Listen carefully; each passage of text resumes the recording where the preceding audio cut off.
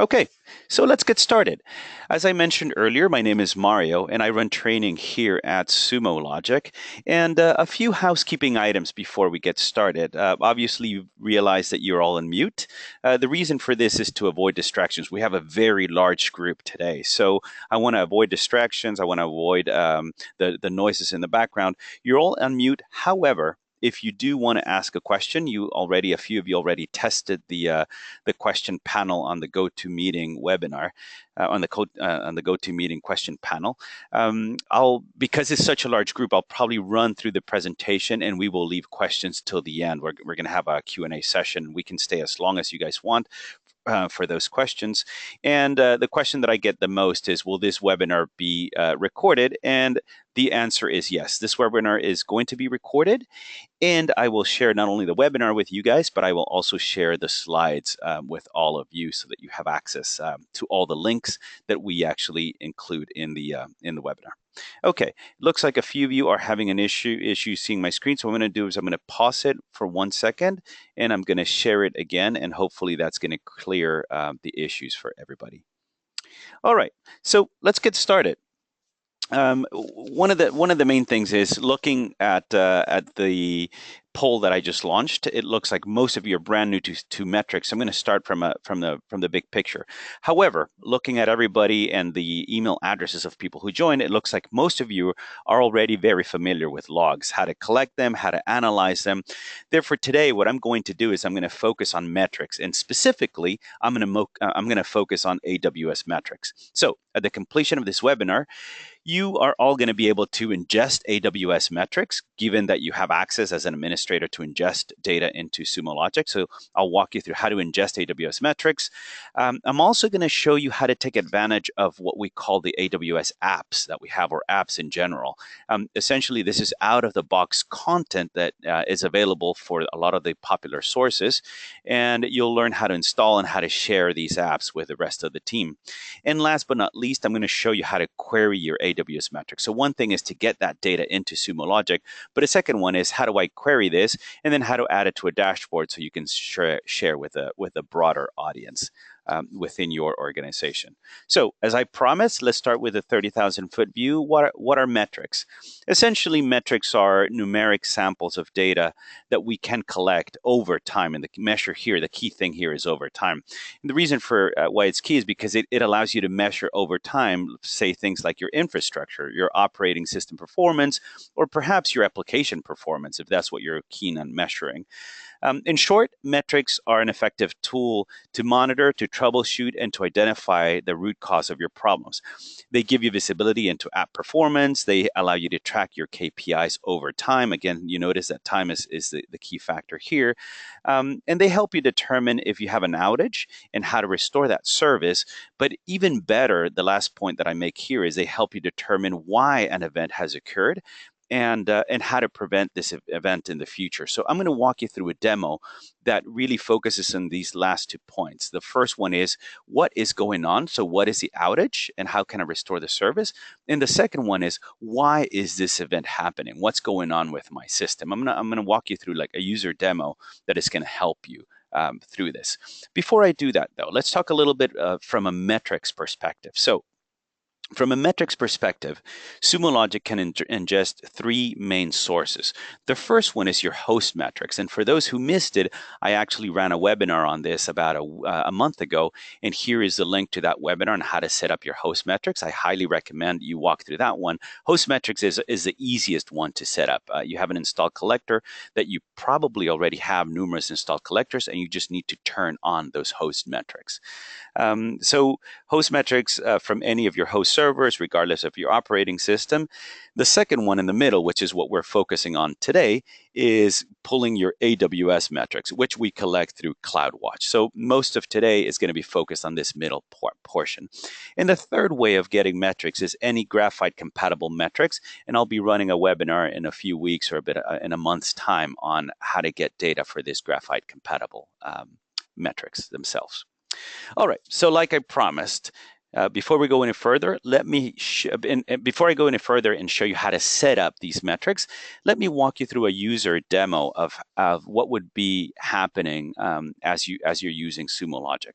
So in this demo, I'm going to show you how a unified, and here's the key that I'm showing up here, a unified logs and metrics solution can reduce your troubleshooting time. So first, we're gonna use the alerting capabilities to notify a user of a critical event. So I'm gonna receive, in this case, an alert through Slack, but it could be through email, it could be through through HipChat or PagerDuty or any other REST API, a tool that has a REST API that you want for notification.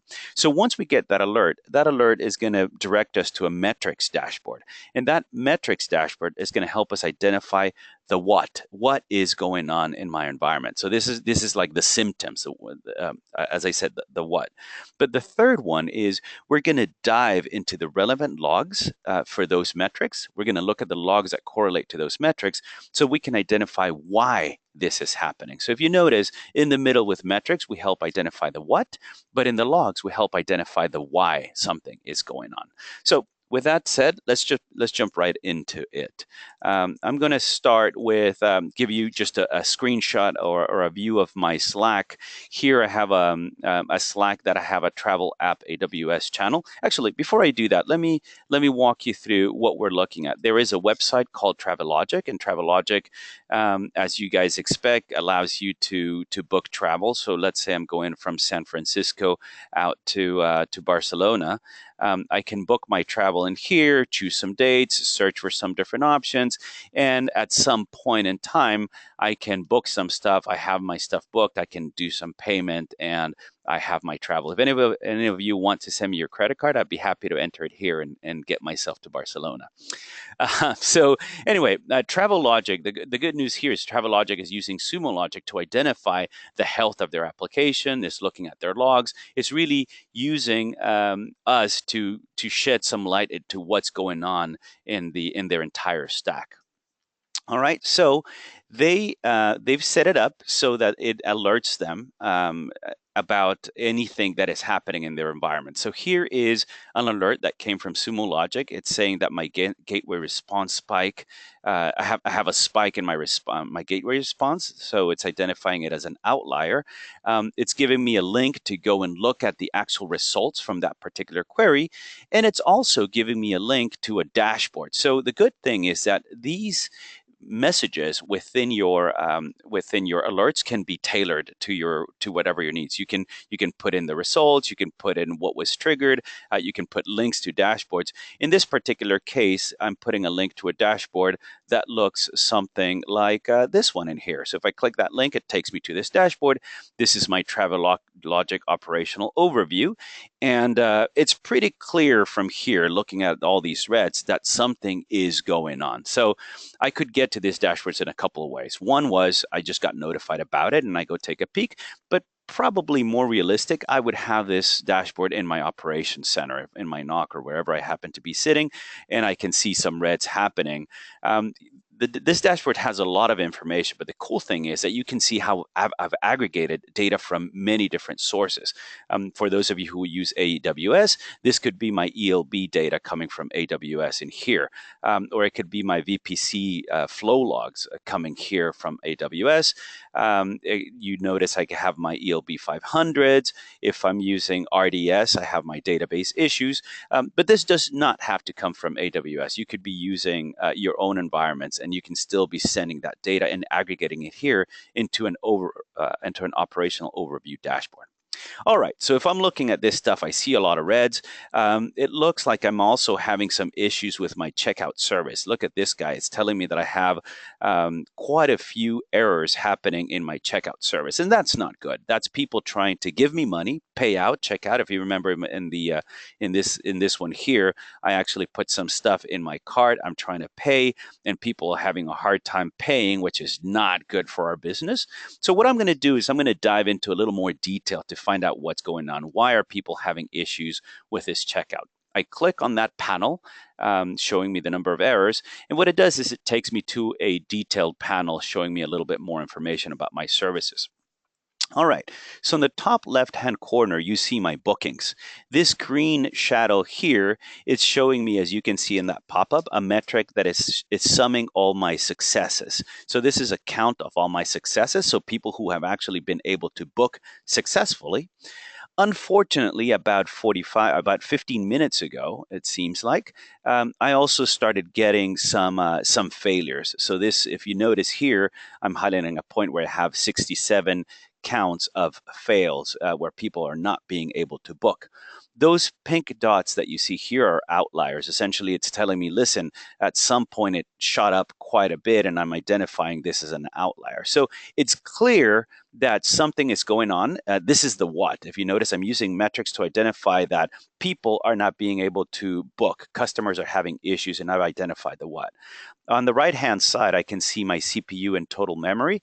And also around the same time, 9:45, I see a huge spike in my in some of my CPU usage. Again, if you look at that little black pop-up, it shows you that my metric is my average CPU total. So my CPU has spiked for a few different nodes. In this particular case, it happens to be for the node called travel checkout with a particular number.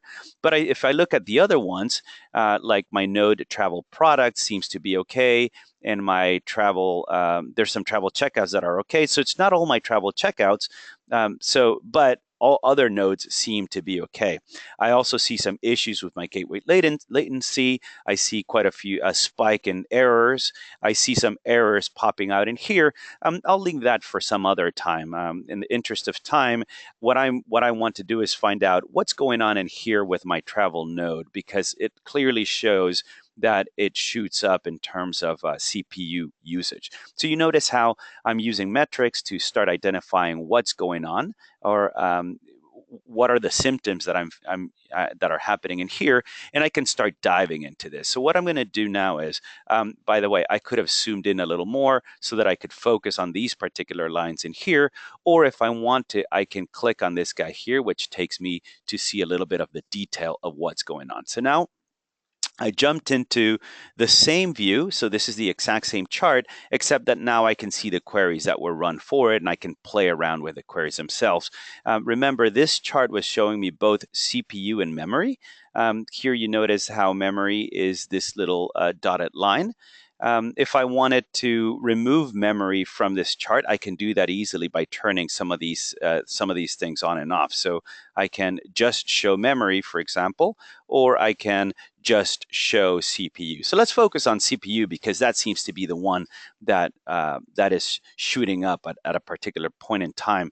I can see the CPU travel node, travel checkout node is giving me some issues. Here's the cool thing, though. All right, so I want to find out the why. Why is this stuff happening? But the why is probably only seen in the logs world. That's where you start identifying what really went on. So what you have now is the ability to overlay your logs. What I'm going to do is I'm going to look for the logs for that particular relevant node. And in this case, what I'm going to do, since I don't know the exact name, I'm going to say, give me everything that has travel checkout as part of its source category, and just pull up all the logs. And here is all the different logs. It's still running. Sorry about that. It's showing me up here in the pink, I'm sorry, in the orange triangles, all the different logs that show up for that particular period in time. So if I look at this point in time in here, 9:52, I'm having some issues, and these are all the logs. Well, what I really would care to see is show me only the logs that have either the word error, or how about also the word exception. So now I'm looking at the logs that have the word error, the word exception for that particular point in time. And as I expected, things were, kind of smooth. And then all of a sudden, at some point in time in here, I get a lot of logs that are showing me that error.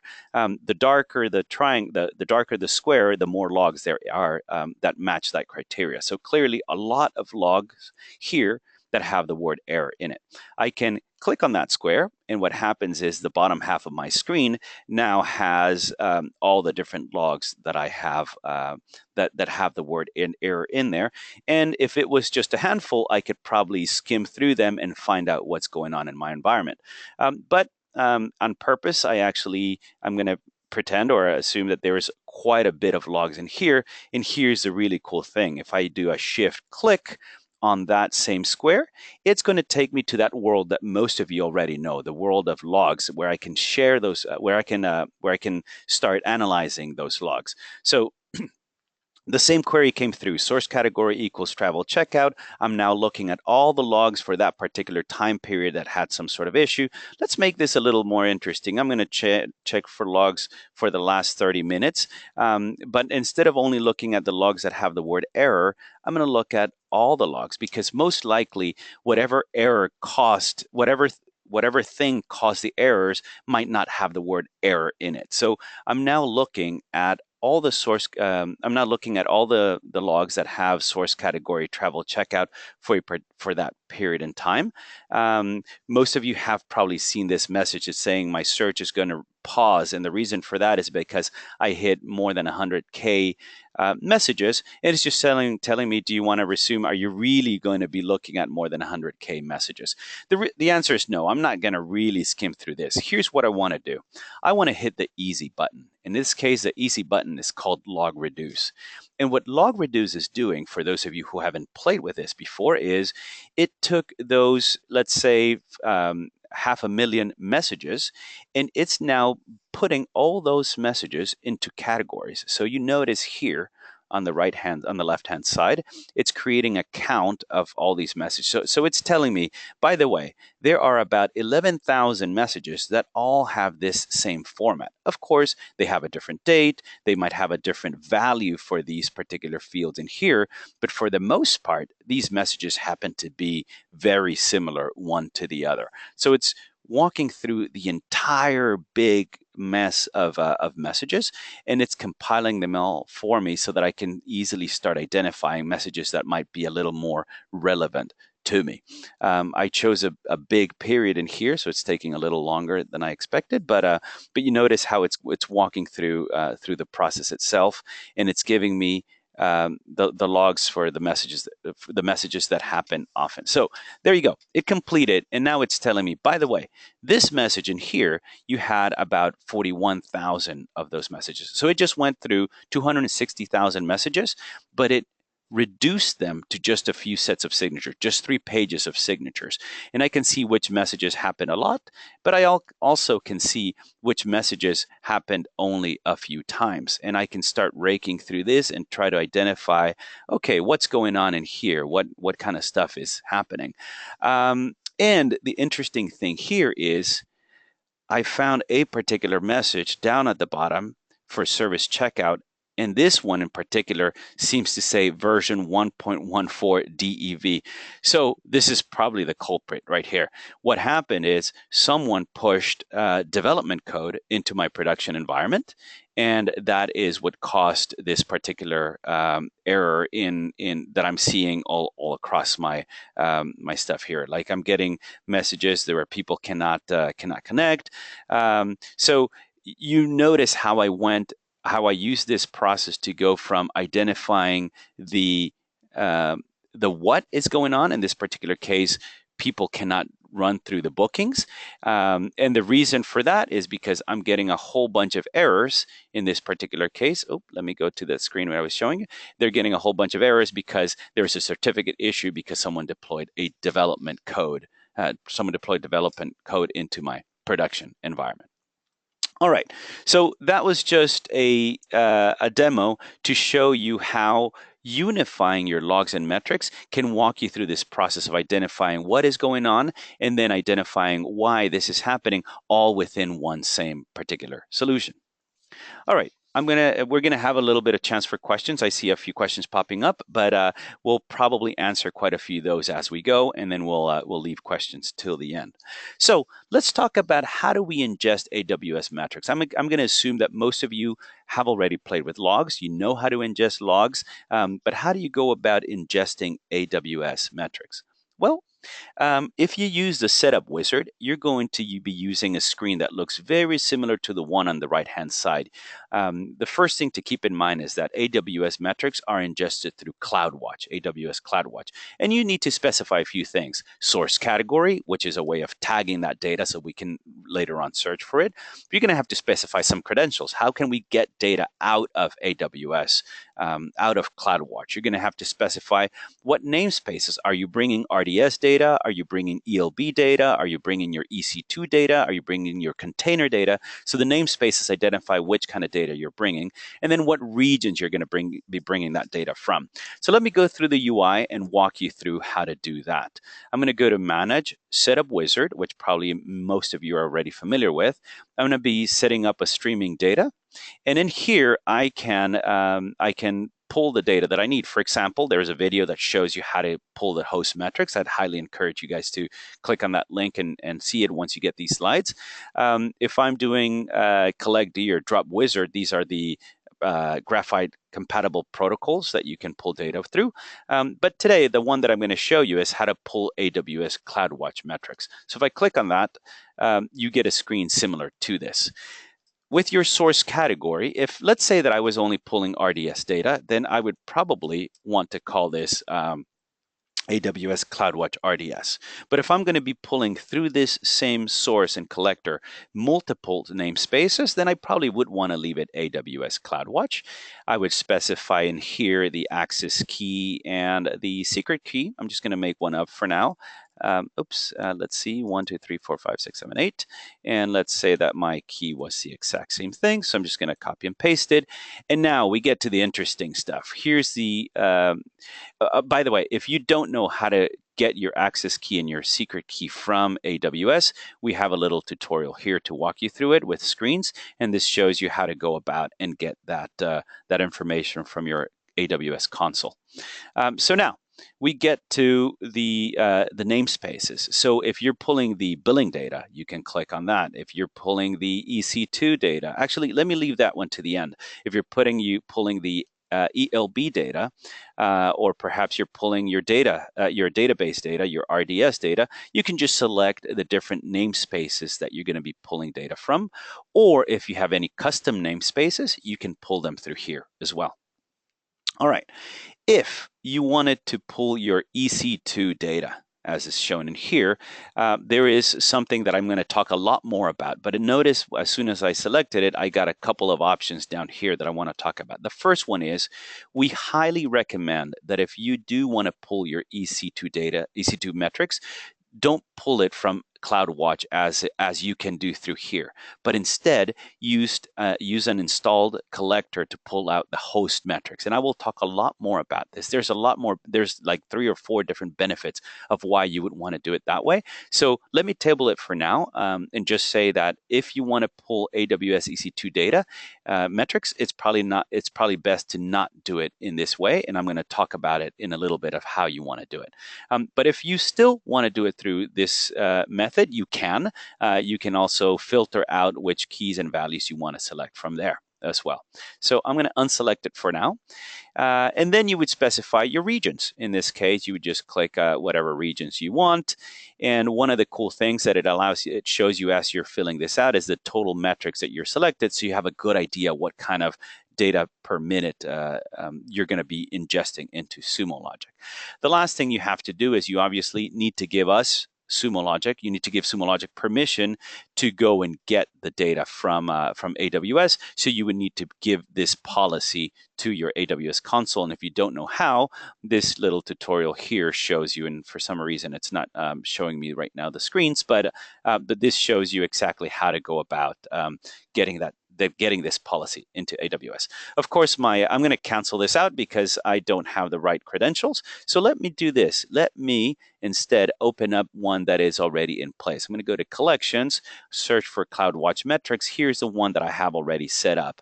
And I'm just going to click on Edit, and you'll see that it's the exact same fields. I gave it a name. I specify which regions I'm getting data from. I specify which namespaces I'm getting data from.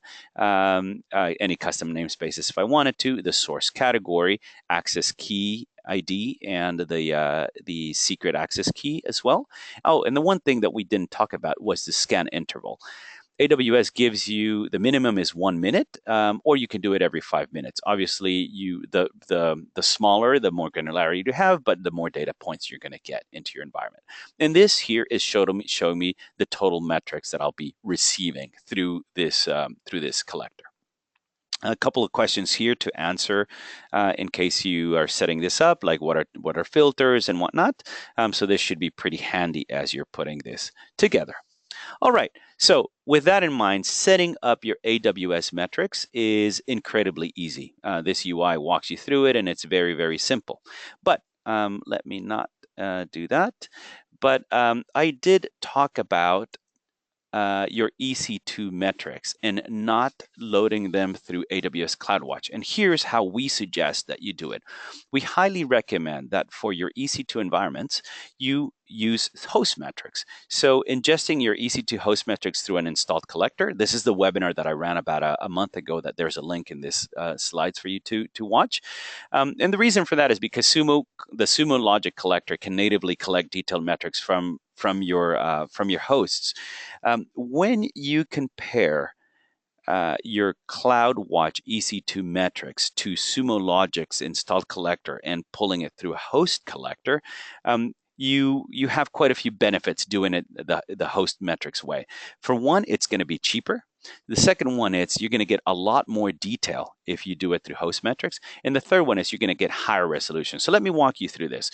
Why is it cheaper? Well, it's cheaper because with Sumo, you only pay for the data per minute charge that you're going to be pulling. Whereas if you do it through the CloudWatch way, not only are you going to pay for that data per minute charge, you're going to be paying AWS on a EC2 per instance, and you're also going to be paying per every API call that you make to CloudWatch. So it's a lot more expensive to do it in that way. The second one is if you do it through host metrics, you're going to get a lot more detail. We actually pull about 52 metrics versus the 14 that AWS gives you. The reason for that is because AWS CloudWatch gives you a lot of summarized metrics. So let me give you an example. For CPU performance, they give you the summary of CPU performance, whereas in our case, we give you a lot of the detailed metrics that go with it. Or if you're monitoring a server, we look at every single disk, we look at every single network interface. So you get a lot more detail with host metrics. And also, host metrics have a delay of only 2 seconds, whereas AWS CloudWatch EC2 metrics have a delay of 2 minutes. So that is a huge difference, 2 minutes versus 2 seconds. And last but not least, higher resolution. We can pull host metrics at intervals of 10 seconds, whereas you notice that the intervals for AWS are only 1 minute intervals. So higher resolution, more detail, and a lot cheaper. Remember, if you're doing your EC2 metrics, the best scenario is to do it through host metrics. All right, the last thing I want to talk about is that we now offer what we call the AWS tag sync. And what that is the ability to bring in your existing AWS tags into Sumo for all your host metrics. So right now, this only exists for host metrics, but very soon we're going to be adding this to Graphite compatible sources as well as your logs as well. Okay.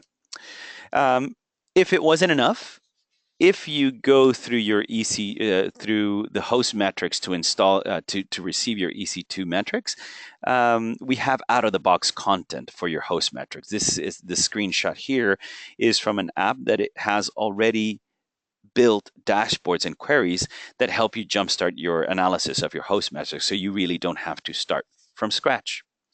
Okay, so I've talked a lot about these metrics. You now know how to get the data into Sumo Logic, getting your AWS metrics. So how do you query that metric? How do you query those metrics once you've ingested that data? So the first thing that I'm going to say is do not start from scratch. Take advantage of these Sumo Logic apps. Let me click on this link here just to show you. This is going to take me to our documentation. And as part of our documentation, there's a section called apps. And look at all these different apps that we have out of the box. This is content for your Akamai logs, content for your CloudFront logs, your VPC flow, your AWS config, your Apache. So most of you who have played in the logs world probably are very familiar with a lot of these apps. Well, the good news is that there's apps for metrics as well. Here's the apps for the host metrics that I was talking about earlier. And down here at the bottom, you have apps for EC2, for ECS, for your container services as well. Also, you have some for RDS. Let me show you, here's some for ELB as well. So the cool thing about this documentation, I'm going to go to the Amazon RDS, is it not only shows you the dashboards, but it shows you, one, how to collect the data, which is what I just covered. It's going to show you in more detail how to collect that data for those metrics for RDS, how to install the apps themselves, and then what are the dashboards that are included. I'm going to click on this one just to show you the dashboards that are included. In this case, for Amazon RDS, you have dashboards that show you an overview, so your CPU utilization, your free RAM, your storage space, your swap. Here's another one showing your CPU memory, and you get the point. The idea here is to get you guys started with some apps that have a lot of the data that you actually want to see. Let me actually go to an instance and show you some of those. We have an app for ELB. So here's the ELB metrics, and my data is not all that great. It's not the best data in the world, but you get the point. I can see average unhealthy host count. I can see overall request count, backend 500 code counts as well, latency. I can see here the average and max latency per load balancer. I can see the similar thing, but per availability zone. I can see request counts. So you get the point. I've got quite a few dashboards that really get me started. These ones are on the ELB world. I have a couple of others on the ECS world.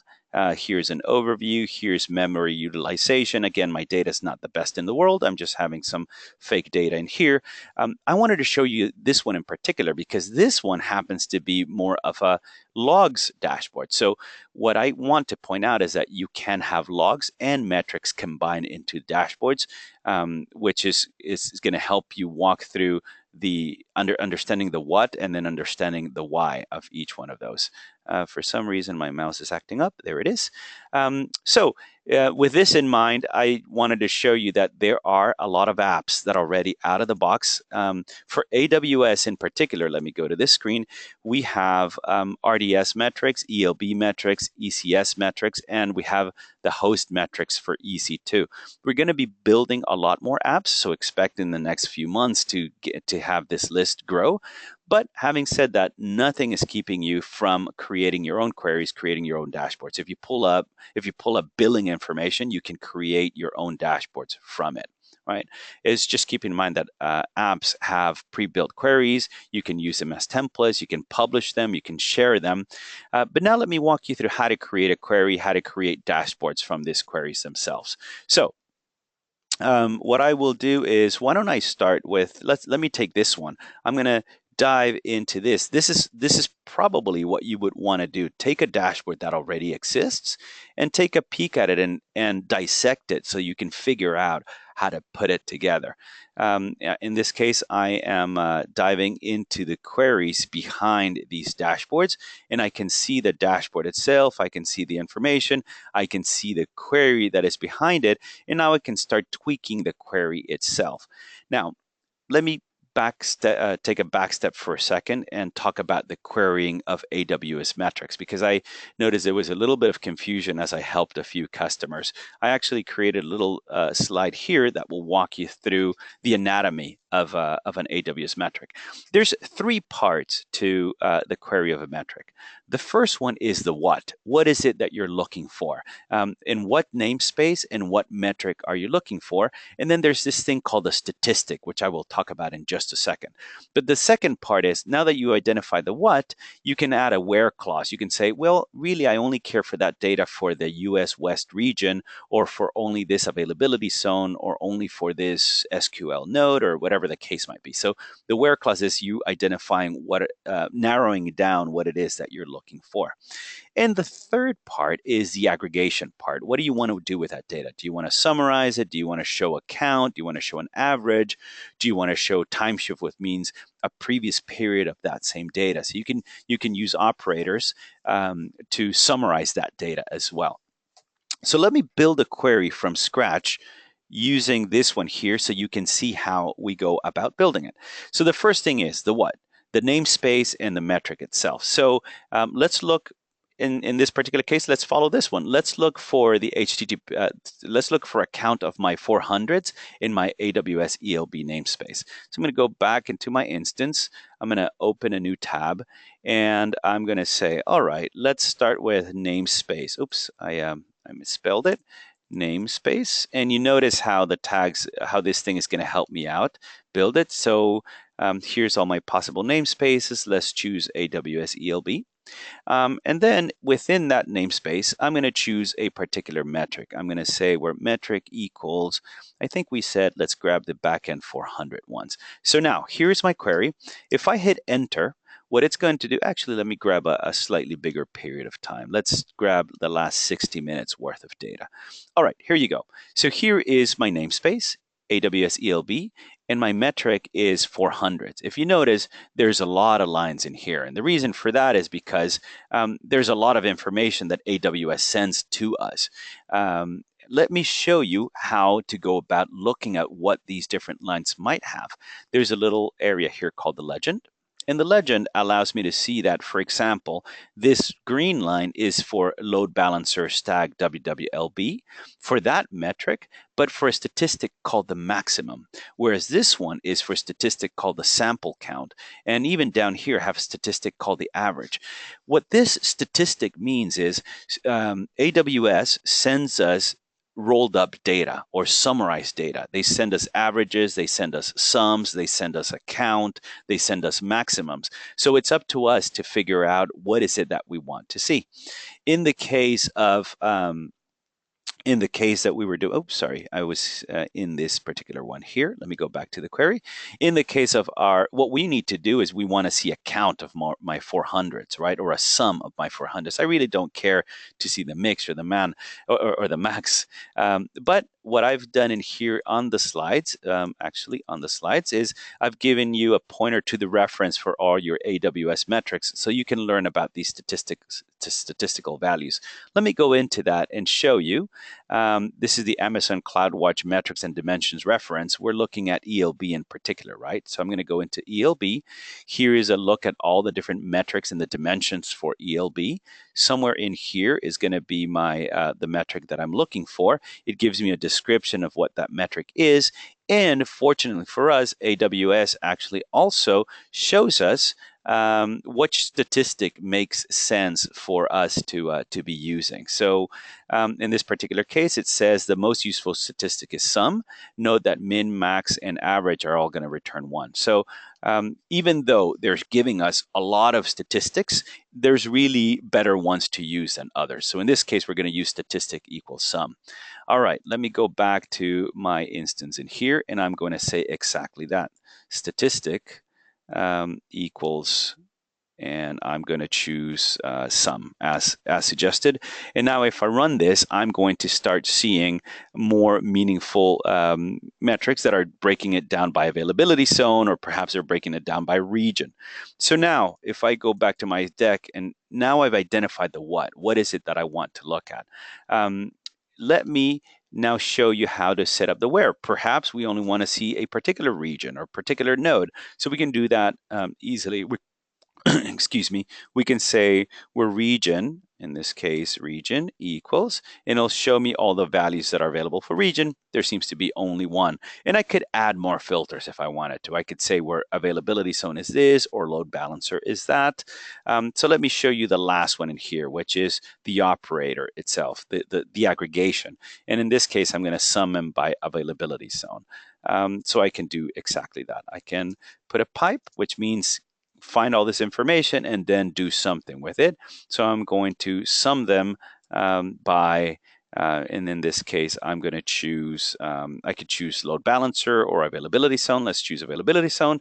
And if I hit enter, I've just created a query that is showing me only the HTTP 400s for my AWS ELB space, and I can see the particular region of the US West, and it's breaking in by availability zone. So in this case, it's availability zone 1B. This one happens to be 1A. This is 1C, and you get the point. So at a very high level, this is the simple way of creating a query. Remember, as you're putting it together, there's three main areas to them. You don't have to use the last two, but you certainly have to use the first one, the what. This is at a minimum, your namespace, the metric you're looking for, and what statistic you care about for that particular metric. Then you can start filtering with the where clause here, and then you can do any kind of aggregation that you want with the operators at the end. All right, so for those of you who are brand new to metrics, I'm going to quickly show you a couple of things here in settings. You could do things like, perhaps I want to change the color palette. Perhaps I want to use slightly different colors in here. Or maybe, actually those colors were kind of nice. Or maybe I want this chart, and instead of being a line, perhaps I want it to be an area. In this case, by default, it was stacked, but perhaps I don't want to do any stacking, and I can say none for stacking in here. So you get the point. You can play with how you want to visually represent this. You can even change the line width if you want. So I personally prefer 2 when I'm looking at line charts, but it's all personal preferences or how you want to show this. The last thing I'm going to show you is now I've showed you how to query, I've showed you how to take advantage of apps. The last thing is, what if I want to put this into a dashboard? It's as simple as going in here and saying, here's my pretty cool query. I want to add it to a dashboard, very similar to what you do in the logs world. So I can add it to, perhaps I have a dashboard that I already built, like any of these dashboards that are in here. Or if I want to add it to a brand new dashboard, all I have to do is add the name here, brand new dashboard, and you can go out and build your dashboard. Now, again, it doesn't matter if the dashboard is a metrics dashboard or a logs dashboard. It could combine different dashboards. And here I can put in my personal folder, click on add, and as you would expect, what it's doing right now is it opened a new tab, and that tab is building a brand new dashboard that really only has one window pane to it, one pane or one panel, because that's all I've built. But I can now start adding more and more and more panels into this. All right, so I've walked you through quite a bit in this last few minutes. Let me give you a brief summary of what we walked through, and then I'm going to open it up for questions. So I've showed you how to ingest the AWS metrics. It's very simple doing it through the UI, especially if you use the setup wizard. I've shown you how to query your AWS metrics. We talked about the anatomy of a query and how you go about querying your AWS metrics, and how to add them to a dashboard, whether it's a brand new dashboard or a dashboard that already exists. Last but not least, I would highly, highly encourage you to take advantage of all the out-of-the-box content that already exists. Today, I showed you the AWS apps that are out there, but I want you to be aware that there are many, many. If you go to library and if you go to apps, you can see here apps for a lot of different out-of-the-box apps for a lot of the common sources like Akamai, Apache, Artifactory, Cisco, Box. So a lot of these are logs, but in addition to these ones in here, we have a preview tab, which are the ones that we released recently that have metrics. Here's your RDS metrics, your ECS metrics, observable networks. These are not metrics, these are logs, but you get the point. We have a lot of apps that are available to you to get started. So no need to start from scratch for most of the common sources themselves. So with that in mind, let me open it up to questions from anybody in the audience.